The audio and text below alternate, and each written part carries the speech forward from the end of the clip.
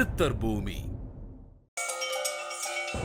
இந்த ஸ்தலம் திருப்பாம்பகம் திருநாகேஸ்வரம் காளஹஸ்தி ஸ்தலத்திற்கு நிகரான ஸ்தலமாக விளங்கக்கூடியது. அன்பர்களுக்கும் கால சர்ப்பதோஷம், சர்ப்பதோஷம், ராகு கேது தோஷங்கள் விலகிறதுக்காகவும், திருமணத்தடை விலகிறதுக்காகவும், குழந்தை பாக்கியம் கிடைப்பதற்காகவும் செய்யக்கூடிய பரிகார ஸ்தலமாக, பிரார்த்தனை ஸ்தலமாக விளங்கக்கூடிய விசேஷம். யோகம், போகம், வீரம் 3 சக்தியும் தரிசனம் பண்ணக்கூடிய விசேஷமான ஆலயம்.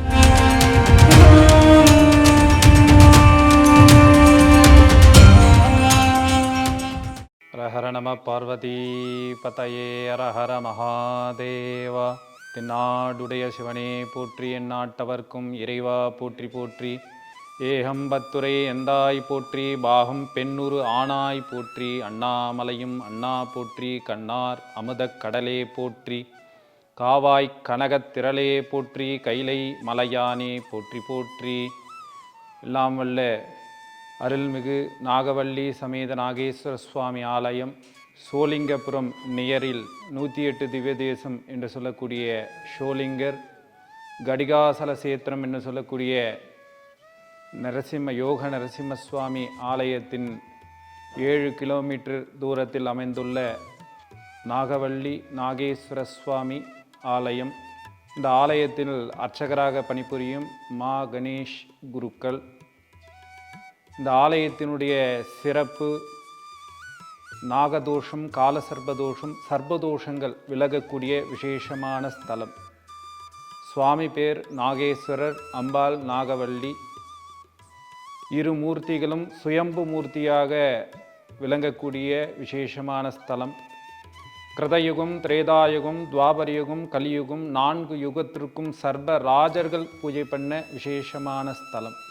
இந்த ஸ்தலத்துடைய விசேஷமே நாகராஜர்களே பூஜை பண்ணதுனால இந்த ஸ்தலத்துக்கு வந்தால் கால சர்பதோஷம் அப்படின்ற தோஷமாகப்பட்டது ஜாதகத்தில் லக்னம் உள்பட ராகு கேது கட்டத்துக்குள் இருக்கக்கூடிய கால சர்பதோஷமாகப்பட்டது நிவர்த்தி பண்ணக்கூடிய விசேஷமான ஸ்தலம். அதே மாதிரி சர்பதோஷங்கள் அப்படின்னு சொல்லக்கூடிய லக்னத்தில் ராகு கேது, 7ஆம் இடத்தில் ராகு கேது, 2ஆம் இடத்திலும் 8ஆம் இடத்திலும் ராகு கேது இருந்தால் சர்பதோஷங்கள் நாகதோஷங்கள் விலகக்கூடிய விசேஷமான ஸ்தலம். இந்த ஸ்தலம் திருப்பாம்பகம் திருநாகேஸ்வரம் காளஹஸ்தி அப்படின்னு சொல்லக்கூடிய ஸ்தலத்திற்கு நிகரான ஸ்தலமாக விளங்கக்கூடியது.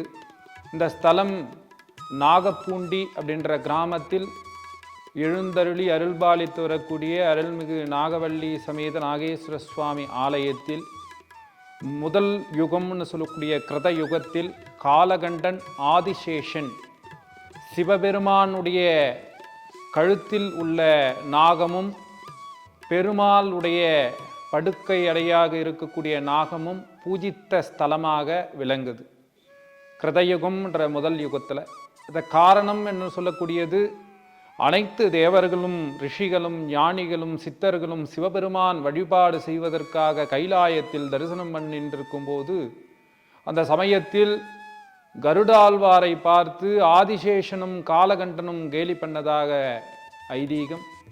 அதன் பிரகாரம் அவர் சினம் கொண்டு கோபம் கொண்டு தன்னுடைய கால்களால் எட்டு வந்து பூலோகத்தில் இருக்கக்கூடிய புத்துல போட்டு போகிறார். புத்துல போட்டு போகும்போது சாப விமோசனம் அப்படின்றத கேட்குறாங்க. இந்த காலகண்டனும் ஆதிசேஷனும் தெரியாதன்னு அவங்க தவறு செய்தோம், அந்த தவறுக்கு பிராயச்சித்தம் என்ன அப்படின்னு கேட்கும்போது சுவாமி ஆகப்பட்டவர் உள்ளுக்குள்ள இருக்கக்கூடிய சிவ வடிவத்தில் இருக்கக்கூடிய சுயம்பு மூர்த்தியாக லிங்க வடிவத்தில் இருக்கக்கூடிய சுவாமிக்கு பூஜை பண்ணிட்டு வாங்க அப்படின்னு கருடாழ்வார் சொல்லிட்டு மறையிறார். அதே மாதிரி காலகண்டனும் ஆதிசேஷனும் சிவபெருமானுக்கு பூஜை பண்ணி ஒருத்தர் வைகுண்டத்துக்கும் ஒருத்தர் கைலாயத்துக்கு போனதா ஐதீகம். 2வது யுகத்தில் வாசுகின்ற நாகம் பூஜித்த ஸ்தலம்.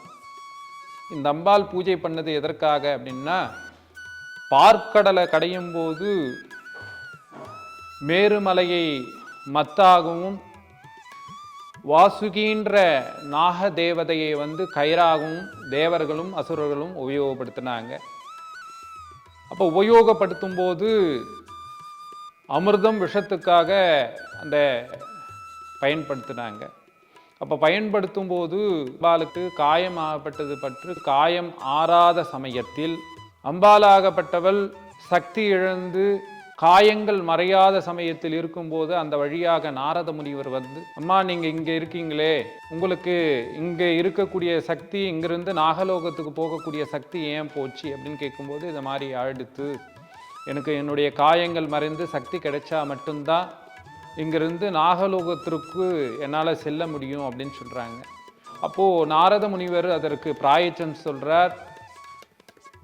நாகப்பூண்டி அப்படின்ற இடத்துல வந்து சுயம்பு மூர்த்தியாக முந்தைய யுகத்தில் கிருதயுகத்தில் காலகண்டனும் ஆதிசேஷனும் பூஜை பண்ணப்பட்ட சிவபெருமான் இருக்கார். அவருக்கு பூஜை பண்ணிட்டு வந்தீங்கன்னா அவங்க மேனியில் இருக்கக்கூடிய காயங்கள் மறைந்து இங்கிருந்து நாகலோகத்துக்கு ராணியாகவே செல்லலாம் அப்படின்னு சொல்லியிருக்காங்க. அதே பிரகாரம் அம்பாலாகப்பட்ட பக்தி பூர்வமாக சுவாமியை மனசார பக்தியாக வேண்டிண்டு சுவாமிக்கு பூஜை பண்ணுறாங்க. அதே யுகத்தில் சுவாமியே அவங்களுக்கு அந்த மேனில் இருந்த காயங்கள் மறைந்து எல்லா சக்தியும் கிடைத்து இங்கிருந்து நாகலோகத்துக்கு ராணியாக வாசுகின்ற நாகத்தோடு அம்பாலாகப்பட்டவர் செல்கிறாங்க.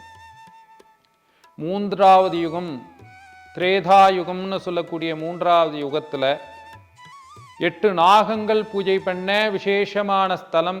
8 நாகங்களுடைய பெயர் அனந்தாத நமஹா, வாசுகினே நமஹா, தட்சகாத நமஹா, கார்கோடகாத நமஹா, சங்கபாலாத நமஹா, குலிகாத நமஹா, பத்மாத நமஹா, மகாபத்மாத நமஹா.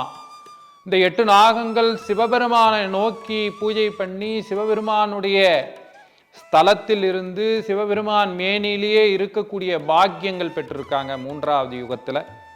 நான்காவது யுகத்தில் பிரயங்கராங்கீஸ் 2 முனிவர்கள் பாம்புனால சாபம் அடைந்து பாம்பாவே மாறி பூஜை பண்ணப்பட்ட ஸ்தலம். அந்த ஊர் பேர் கேட்டிங்கன்னா பெரிய நாகப்புண்டி. அது என்ட்ரன்ஸ் நுழையக்கூடிய வாயில் சின்ன நாகப்புண்டி அப்படின்ற 2 கிராமம்.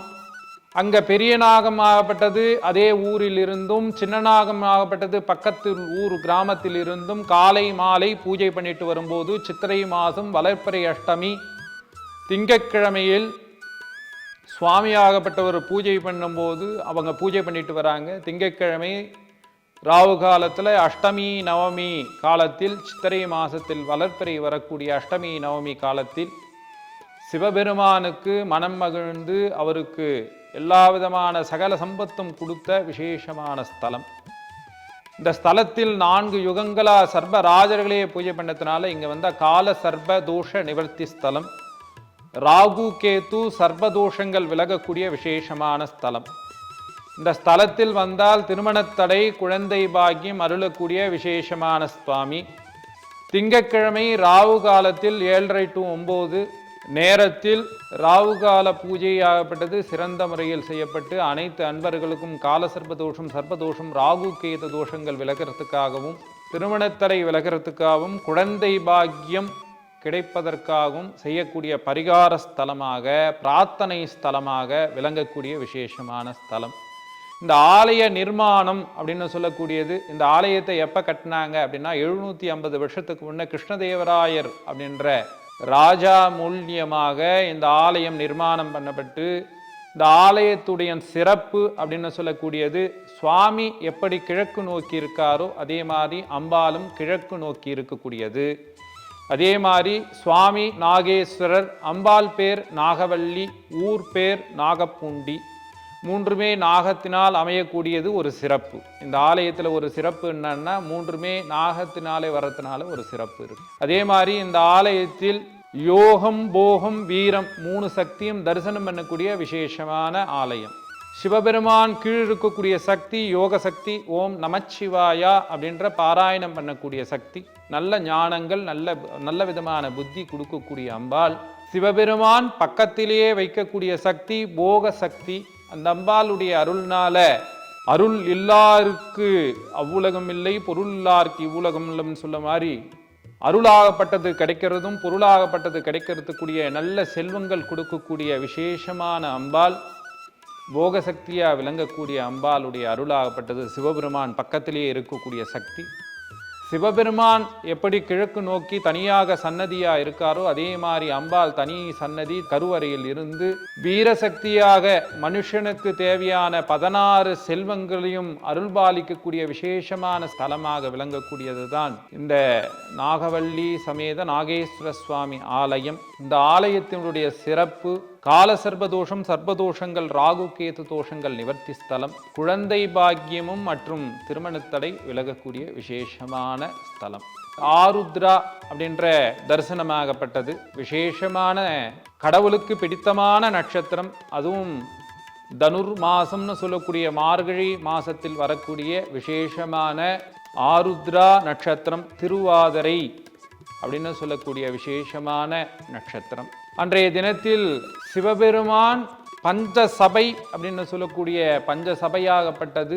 அந்த சபையில் நடராஜமூர்த்திக்கு விசேஷமான அபிஷேக ஆராதனைகள், விசேஷ அபிஷேகமாகப்பட்டது நடைபெற்று விசேஷ தரிசனமாகப்பட்டது.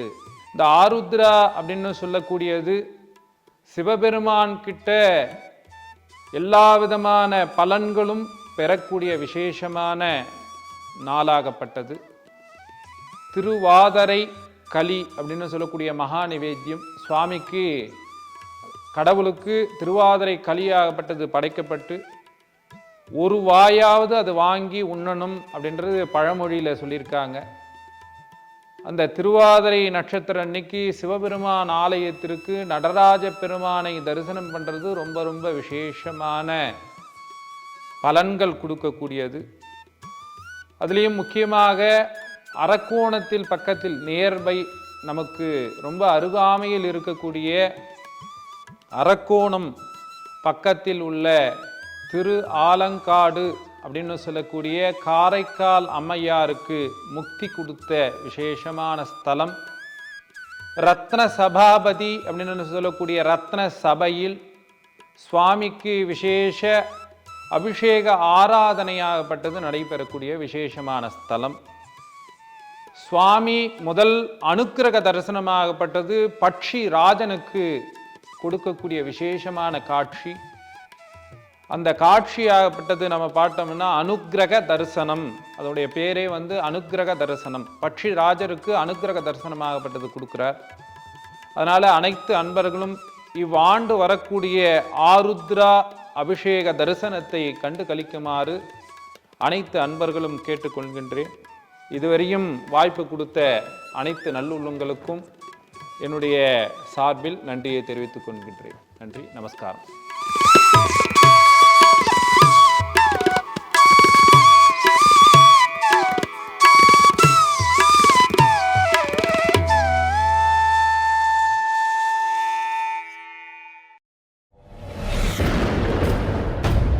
சித்தர் பூமி.